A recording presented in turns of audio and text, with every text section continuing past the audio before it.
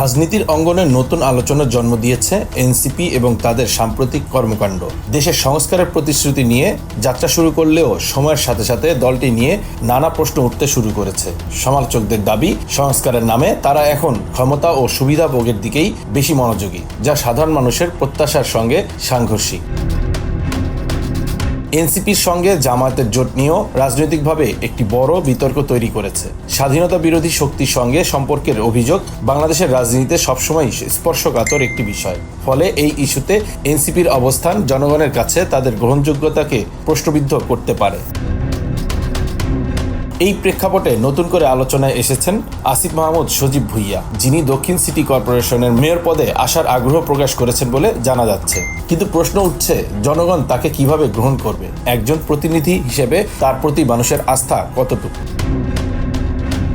রাজনৈতিক বিশ্লেষকদের মতে শুধুমাত্র পদপ্রার্থী হওয়াই যথেষ্ট নয়, বরং জনগণের কাছে বিশ্বাসযোগ্যতা অর্জনই সবচেয়ে বড় বিষয়। জনগণ এখন আগের চেয়ে অনেক বেশি সচেতন। তারা দেখতে চায় একজন প্রার্থী সত্যি জনসেবায় নিবেদিত কিনা, নাকি ক্ষমতায় গিয়ে ব্যক্তিগত স্বার্থ হাসিল করবে।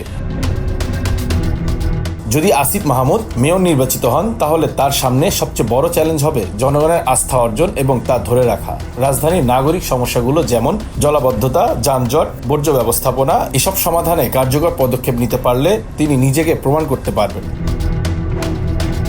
অন্যথায় যদি জনগণের প্রত্যাশা পূরণে ব্যর্থ হন বা দুর্নীতির অভিযোগ ওঠে, তাহলে তা শুধু তার ব্যক্তিগত ভাবমূর্তিই ক্ষতিগ্রস্ত হবে না, বরং তার দলের উপরও নেতিবাচক প্রভাব ফেলবে।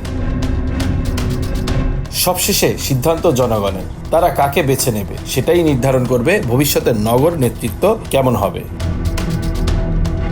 Bangla affairs news desk.